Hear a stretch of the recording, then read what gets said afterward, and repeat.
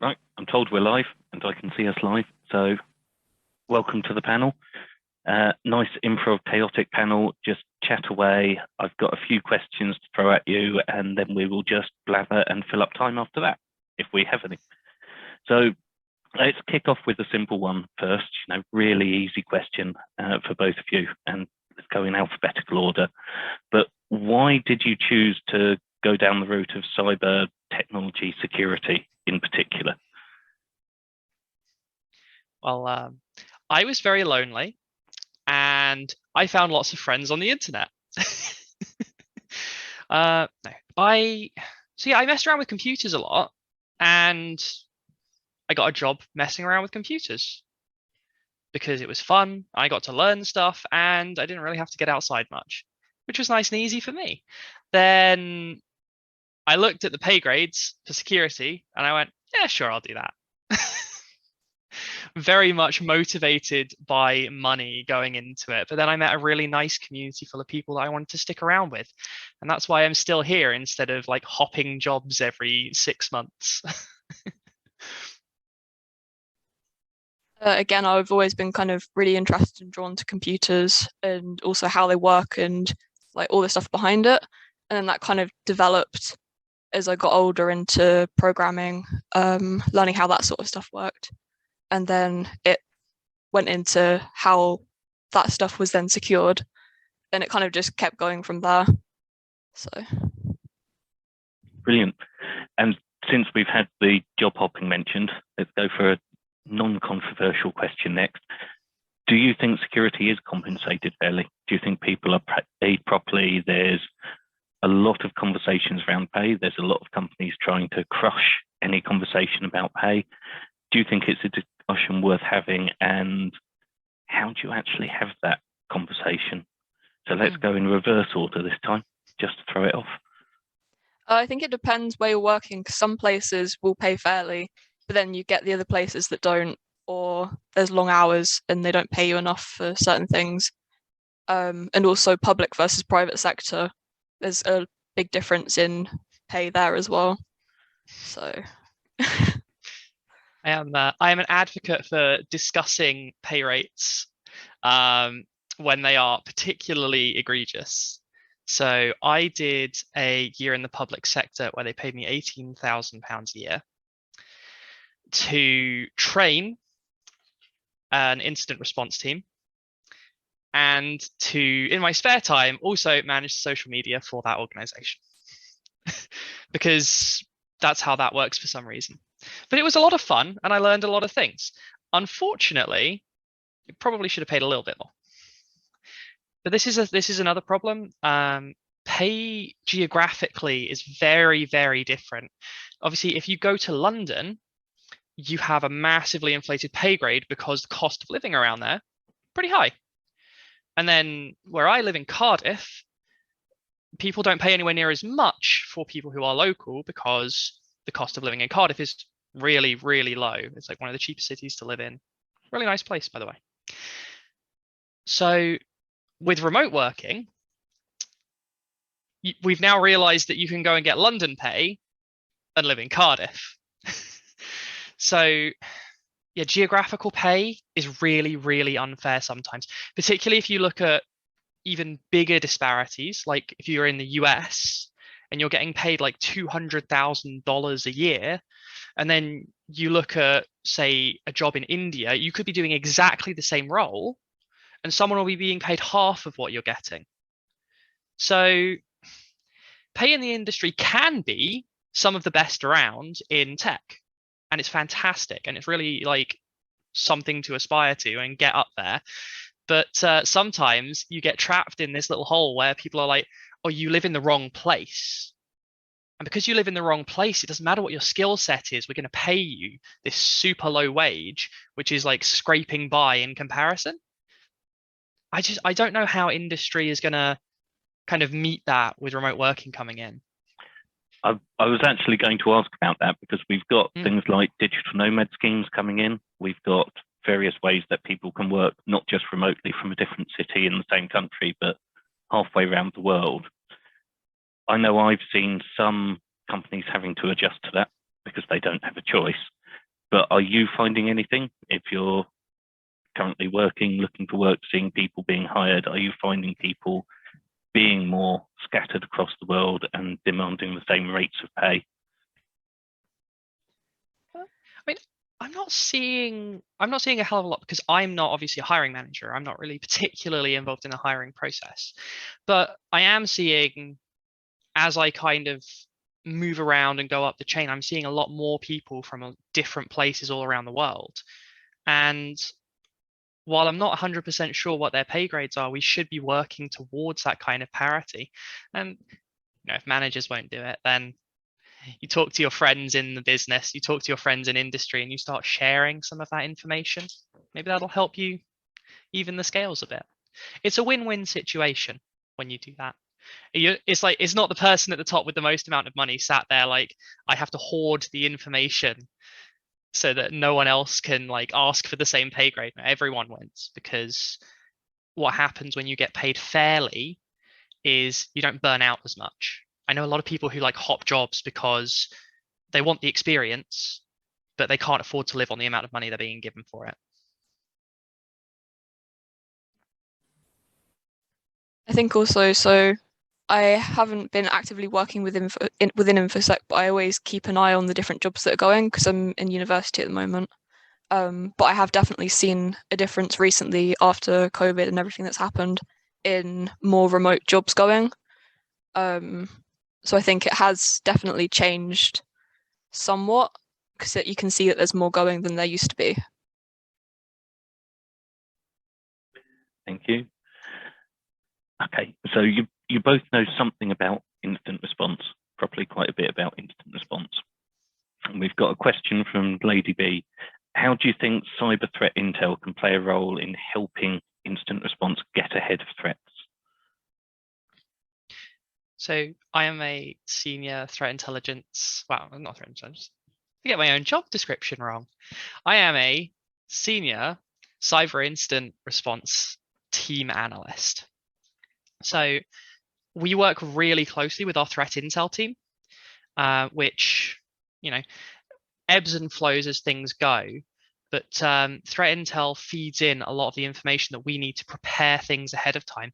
We can have an incident plan ready for something weeks, even months before there is actually a known instance of that in our environment.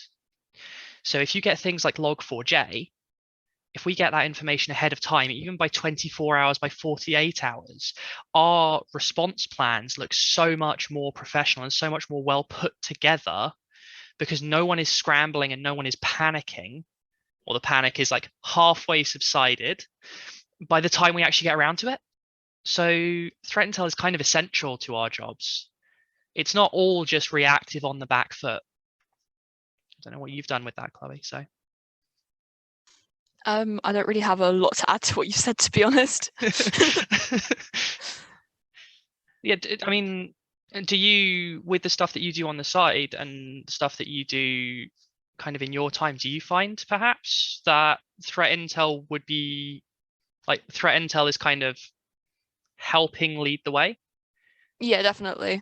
And I think also we're seeing a lot more happen within it, and you can, I don't know, sorry. Because I think one of the things we can get from that is maybe when we get that threat intelligence as well, a lot of things follow similar patterns. So if you see an APT do it like hitting 2 businesses off to the side of you, or like starting to hit your suppliers, and it's not come around to you yet, you have that extra time to prepare. It's really useful. I'm going to give a question for Chloe, you to have more to say on this one. Yeah. So brace yourself. You're obviously a student, so you're studying, but you're quite involved in the general, let's call it security community. So I don't get into whether it's cyber, information, data, whichever security. How are you finding the overlap between what you're learning and the skills you're learning is with what people are talking about you needing in the industry? I think some of what we're taught is slightly outdated, but some of it also overlaps with things that we do actually need to know. Some of the software that they use is outdated, or they don't have certain things like new open source software and everything that's always coming out that other people speak about within the industry isn't always used at the universities. But I think also a lot of it can be used no matter what it is. So say something from one tool could be used from another, because it's all about how something works rather than just using a tool, if that makes sense. If you could get the university to buy one software license for all the students, what would it be? I think it depends in what module as well. For the ethical hacking, probably Burp Suite Pro, purely because it's got everything inbuilt within it. Good choice. Yep. I love the fact you've already learnt the most important answer in security. It depends. Yeah. Okay.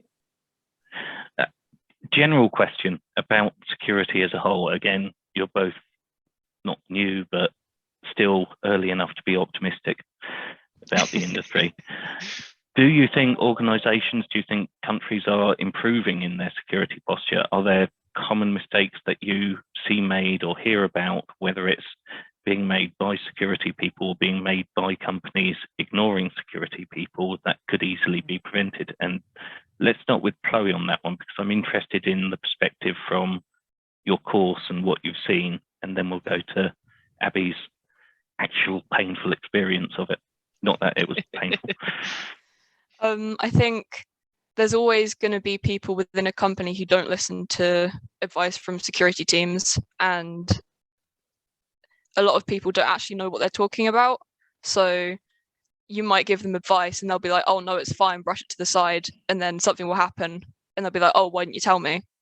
But I think also it's becoming more, people are becoming more aware that security is definitely a massive risk factor within the companies, with all the new data breaches and passwords getting leaked every day. And I think people are becoming more aware of it and are starting to listen more, but it's still not where it should be.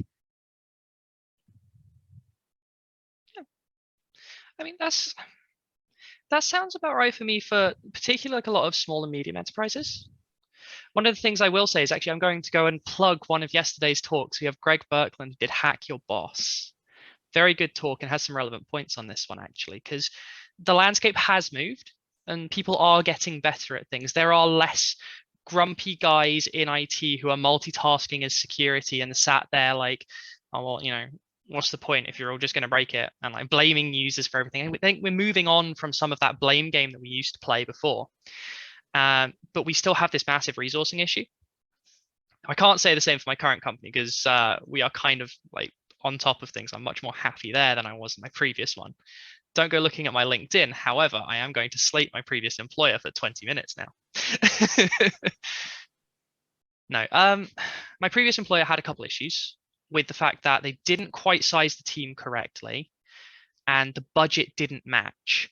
So because there wasn't this kind of element, like Greg will talk about how to get your boss to buy into things, because we didn't have the buy-in, and a lot of small companies don't have that buy-in. They're like, oh, you know, why should I spend £30,000 on on a SOC analyst? Why should I spend £40,000, £50,000 on people to like help build out my team? And no one knows what they've lost until they've lost it.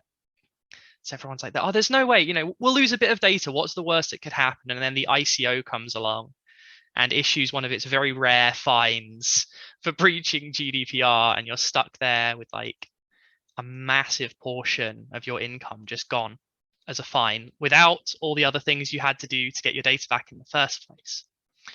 So I think we're moving in the right direction.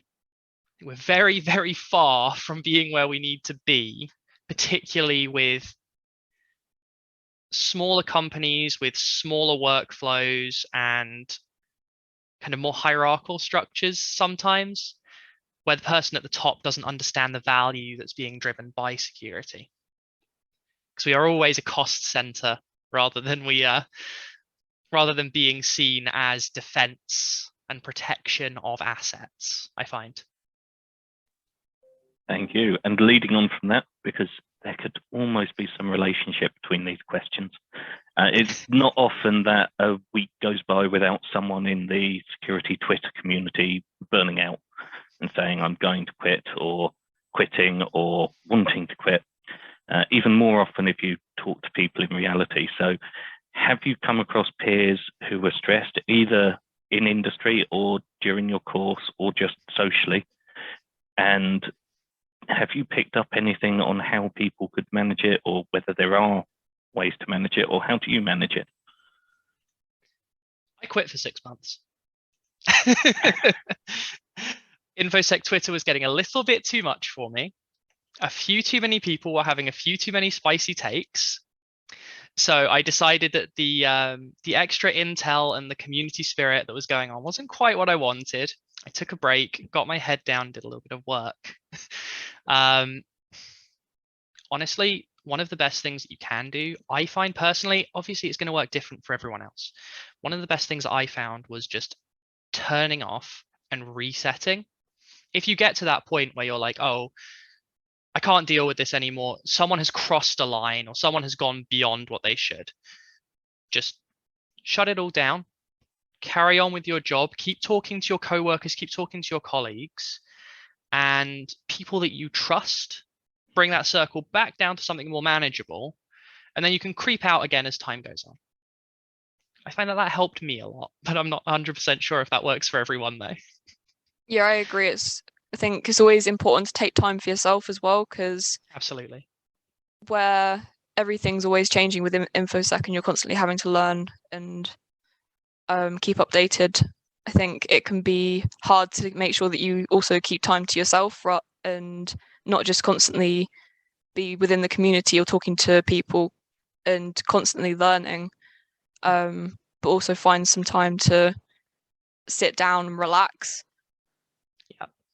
So I think a lot of us are kind of introverts or ambiverts, like at best. I don't think there's a lot of us who are extroverts who want to go out there and constantly absorb energy from the InfoSec community in whichever form that takes.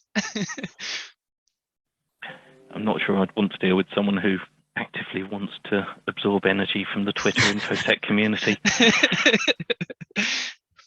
I mean, there are good places. There are definitely good places and good people. One of the things that I find is quite good as well is branching out beyond your security bubble.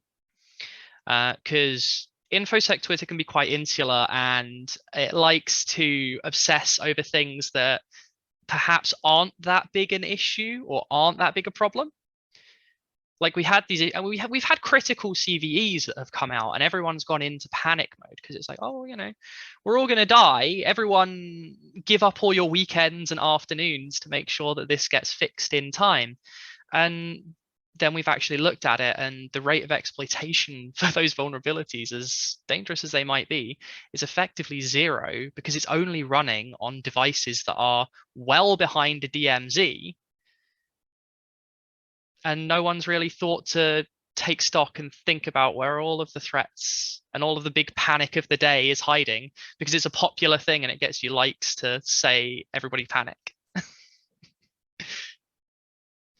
I think also what you were saying about branching out within like your InfoSec bubble is also good for going to like in-person conferences and things, because it's a really good way to meet new people that you might not have met otherwise. Yeah, absolutely.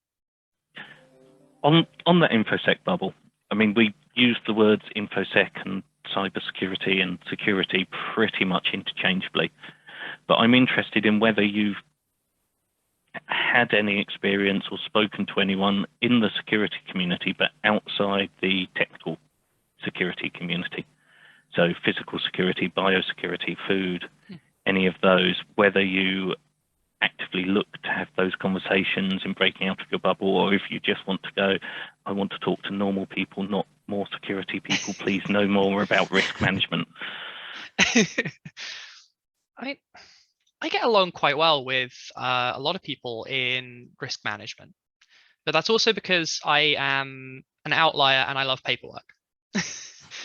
I love documentation, and if I could have been a digital librarian, I would have been a digital librarian, I think. It's really fun, and it's something that I enjoy personally. So I've got a personal stake with that and that side of things. I've had a few friends who've been in physical security as well, and it's just really, really helpful to talk to people and contextualize things in a way that you don't get from a pure security view. Also, always talk to your developers. Developers love it when you talk to them about security. Yeah, I think it's always really important to spread out and learn about all the different all the other different areas as well, rather than just staying within the whatever job role or whatever it is that you're in. And if you're only speaking to people within the same infosec communities and stuff as you're not going to be learning the stuff from other people as well. And I think it's always really interesting to know what other people are doing, because it can also help you improve on what you're doing then. Yeah, absolutely. Because if you talk to security people do a lot of CTF. Well, a lot of security people do a lot of CTFs. It's kind of like a big thing in the community. But you do need to talk to people who understand systems administration. You need to talk to system administrators. You need to talk to people who run like containerized assets, containerized like everything. You need to talk to someone who knows Docker. You need to talk to someone who knows how to run hypervisors. You need to talk to programmers to get to a point where you can deliver that kind of thing in the community in the first place. And you learn so much from those people who are outside of what you would consider traditional security, just to do real basic things in the industry. So while everyone can go on about patching and the latest CVE on the market, yeah, you're absolutely right. It's super useful to get that input from people who have other technical and non-technical skills. Because, how to hack your boss isn't necessarily something that's a pure InfoSec talk. How to hack your boss is something that could apply to any workplace, anytime. It's about stakeholder management. Okay, on that, because we've now talked about branching out, the whole specialization versus generalism or generalist debate, where do you both fall on that, and what's your reason? That one's rough. I'll let Chloe go first on that one. So do you mean like specialized within cybersecurity, like a specific? So, for example, pen testers doing CTFs, doing hack the box, doing try hack me, and focusing on those areas, not to the exclusion of all else, but primarily. I think it's always good to branch out your knowledge, because it means that you'll have more understanding of what you're doing. And say, if you were doing hack the boxes and all that other stuff, you might actually come across something where you need to know the other, say, different types of programming or different, different scripting, just so that you know how to use it if it comes to a point where you do need to. So I think it's always important to look at the wider picture rather than just what you specialize in. Yeah, absolutely. Because if you, like, for instance, if you're in security and you need to deobfuscate some code, if you can't read JavaScript, you're a bit stuffed. But you're not going to exclusively be the security person who reads JavaScript. Some people might, drop PowerShell, might drop Bash scripts on a system, and being able to read PowerShell, being able to read Bash, being able to do those system administrator tasks are really helpful. I'm very much like, I'm kind of with you on this one in the more generalist camp, but that doesn't mean there isn't a space for specialists, because I rely very heavily on people who have the specialist knowledge in the field, and I need to know who to go to. So I think, if you personally, on the other end of the conference, want to do either, feel free, because there is a space for you. There is a space for specialists, and there is a space for generalists. Yeah, I think it's just personal preference, to be honest. Yeah, absolutely. And I feel like it's kind of our job as in the more generalist fields to bridge the skills that they don't have. It's like we enable a specialist to do their bit really, really well, because we can help take care of the things that they don't understand in a much more broad sense. And then they enable us to do our jobs, because if I'm like, hey, I need this really, really in-depth Splunk query that like cross-references 3 different sources and has like 17 nested if statements, then I can ask the guy I know who's used Splunk all his life for like as long as Splunk's existed, and he'll just pull that report for me and just hand it over and be like, there you go. And that's super useful. Okay, and keeping on with the controversy then, non-technical roles in security, yes or no? Yes. Okay. Question over, done. Where do they fit in? I mean, I think everywhere, right? Yeah, and also non-technicals can sometimes be better at communicating than Absolutely. some technical people. So they can also bridge the gap between the technicals and the non-technicals. Because there's usually someone who works between both of them, and they can basically translate the technical people's gibberish to some people. Yeah, and a good example of that actually. So I used to work at a company that had basically no documentation. And then we decided we were going to have some documentation. And it was written up by people who were just a little bit more specialist in nature. Specialist in the elitist kind of way. They were like, I'm going to be in charge of technology, and people are bad, and I will never do people because people are a bit too much for me. Which, you know, it's if that's how they work, that's how they work. It's just we kind of needed someone to tie that all in. So they would draw up these big documents that were 25 pages long, completely incomprehensible, defined every term with 6 paragraphs of technical data. And we kind of had to go in and we had to rewrite some of that. Communication is one of the most effective, like one of the best skills you can have in security. Even if you're a specialist, even if you don't want to deal with people, effective communication skills are essential, because there will be a time when you need to. There'll be a time when you need to communicate with someone where there isn't, you know, the people person in the department around. So yeah, get some people skills. Right. I will find something controversial at some point, which will actually work rather than get an acceptable answer. So sticking along the same sort of theme. In the UK, we've got the DCMS doing consultations at the moment about professionalizing the industry. And you've mentioned elitism already. Is there such a thing as good gatekeeping?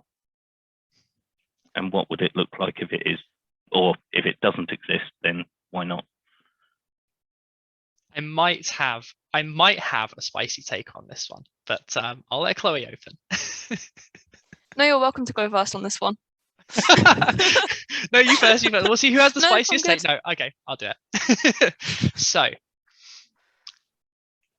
there is a massive shortage in the cybersecurity industry for professionals.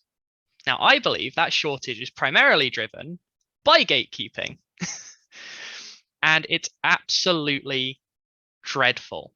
So we are in this particular country, at this particular time, at this particular maturity stage for the majority of businesses, I think there is no such thing as good gatekeeping.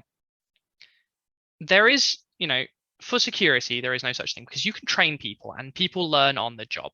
I was very fortunate that I took a leap from junior to mid quite early on in my career. And that leap was someone throwing me a lifeline, basically. They were like, you know, you can deal with people, so come on and, you know, be our people person for a year. I did that, and I learned so much that you don't get taught in you don't get taught in like industry approved university programs.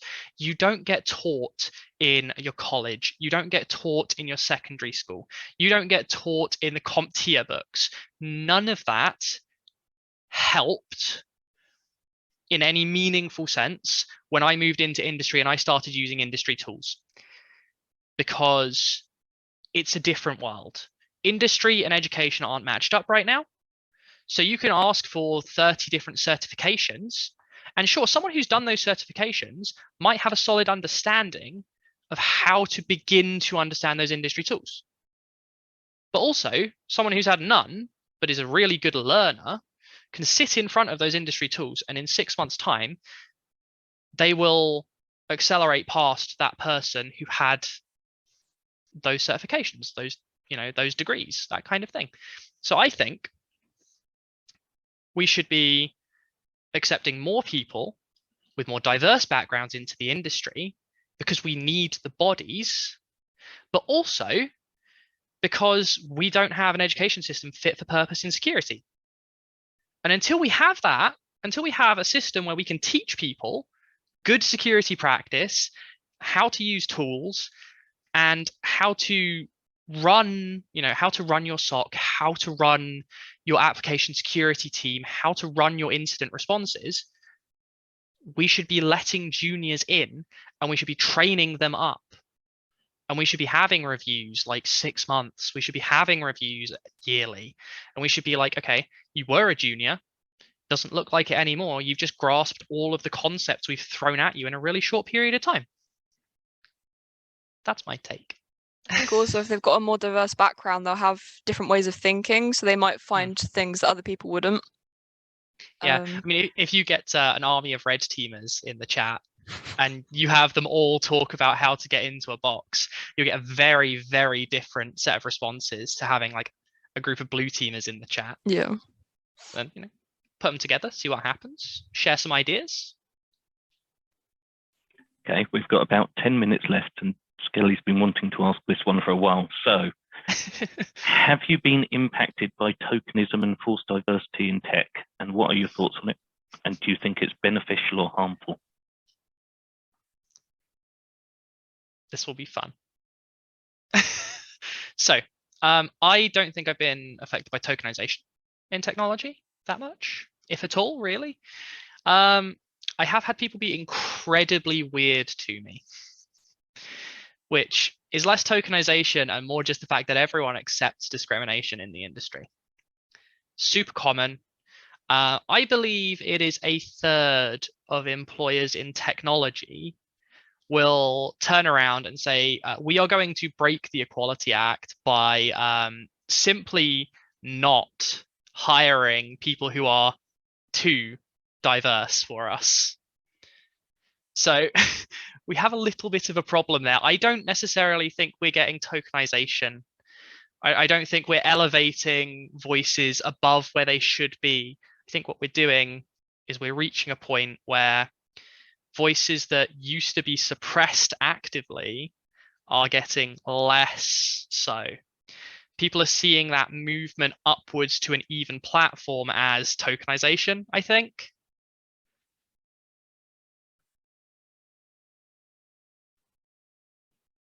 Chloe, do you want to drop in?